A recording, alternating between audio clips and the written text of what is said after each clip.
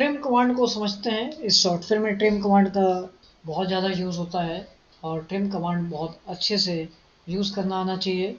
इसके लिए हम कोई ऑब्जेक्ट ले लेते हैं। मैंने यहाँ पर रेक्टेंगल ले लिया और इसके अंदर हम कुछ और रेक्टेंगल क्रिएट कर लेते हैं। जैसे मैंने एक रेक्टेंगल ये क्रिएट कर लिया।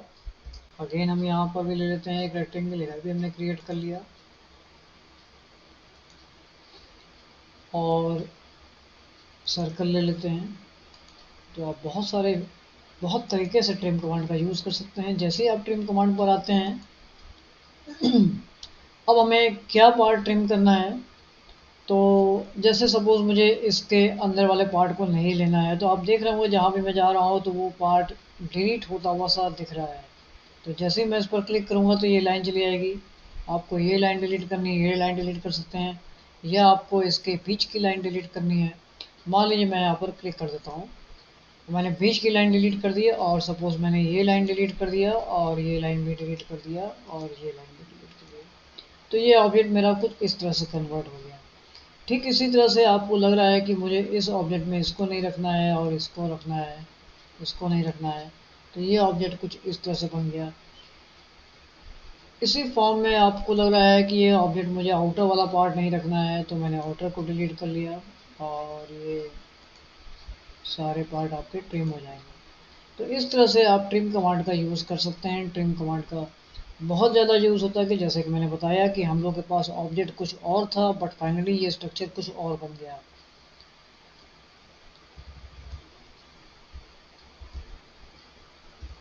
सपोज़ मैंने यहाँ पर एक शेप बना लिया।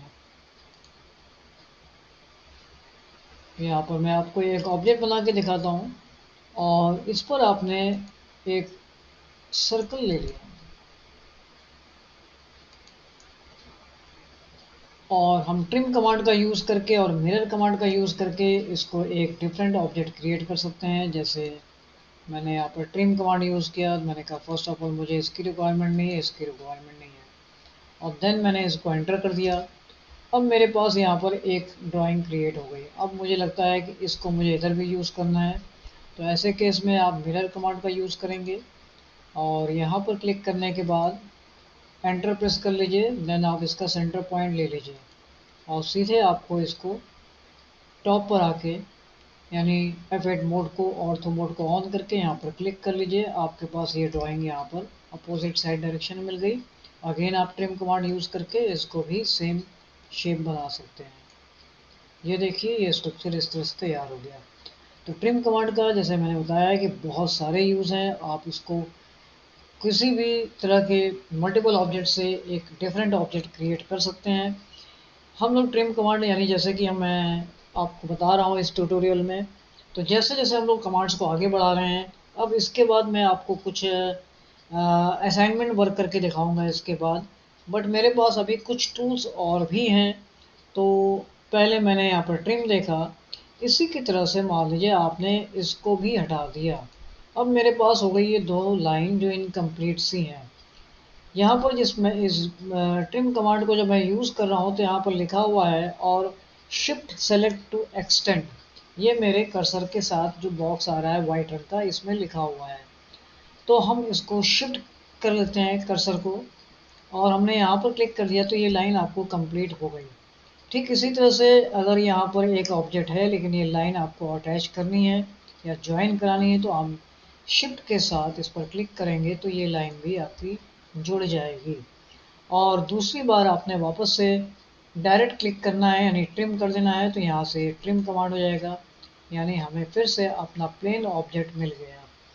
तो ट्रिम और एक्सटेंड ये दोनों ऑब्जेक्ट दोनों ही कमांड आपस में मिल के चलते हैं बहुत सारे केस में। जैसे मैं आपको एक और ड्राइंग बना के दिखाता हूँ।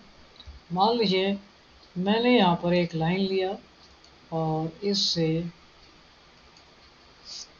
एक ड्राइंग हम बना रहे हैं और ये ड्राइंग कुछ ऐसी थी जिसमें मेरे पास यहीं पर आके ये लाइन ब्रेक हो गई। आपने इस लाइन को बनाया और ये लाइन आपकी यहाँ पर ब्रेक से दिख रही है। तो इस केस में एक्सटेंड कमांड चलेगा। आप सीधे एक्सटेंड कमांड पर आ जाइए।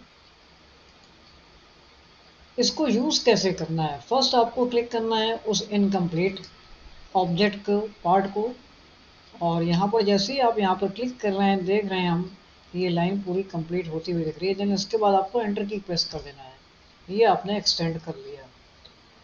और अगर हमें लग रहा है कि ये लाइन में बस एक्स्ट्रा है तो आप यहाँ पर ट्रिम कमांड यूज़ कर लेंगे।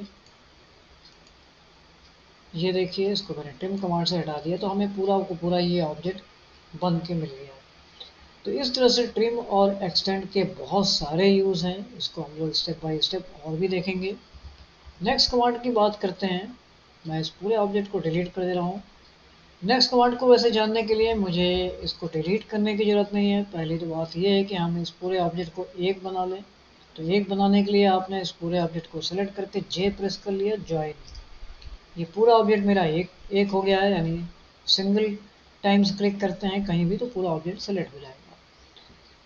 अगर हम इसके बाद बात करते हैं स्केल की, ये स्केल ऑब्जेक्ट है जो कि किसी भी ऑब्जेक्ट की साइज छोटी बड़ी करने के लिए यूज़ होता है। तो हम इसकी लाइन पर आ जाएं या कहीं भी आप बीच में क्लिक कर लीजिए, और पहले तो हमें उस ऑब्जेक्ट को सेलेक्ट करना है। अब मैं आपको फिर से करके दिखाता हूँ। आप स्केल पर आ जाइए और पूरे ऑब्जेक्ट को सेलेक्ट कर लीजिए, एंटर की प्रेस कर दीजिए। अब हम इस ऑब्जेक्ट को चाहते हैं कि ये यहाँ से स्टार्ट हो सेंटर पॉइंट से, लेकिन इसकी साइज हो और बड़ी। तो ये हमने इसकी साइज बड़ी कर ली। इसी तरह से हमारे पास और दूसरा अगर ऑब्जेक्ट है कोई तो हम उसकी साइज भी बड़ी छोटी कर सकते हैं। तो अब जैसे मान लीजिए मेरे पास यहाँ पर फिर से एक सर्कल आ गया कुछ इस तरह से, और हमको लग रहा है इस पूरे ऑब्जेक्ट की हमें साइज छोटी करनी है। तो आप स्केल यूज़ कर लीजिए और पूरे ऑब्जेक्ट को सेलेक्ट कर लेंगे हम।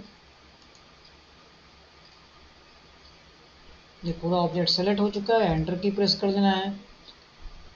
इसका साथ साथ और भी काम है। आपको लगता है ये ऑब्जेक्ट मेरा इस पॉइंट पर यहाँ से क्लिक हो और यहाँ से स्टार्ट हो, तो हम वहीं पर इसको मूव के साथ साथ क्रिएट भी कर सकते हैं साइज छोटी करने के साथ साथ।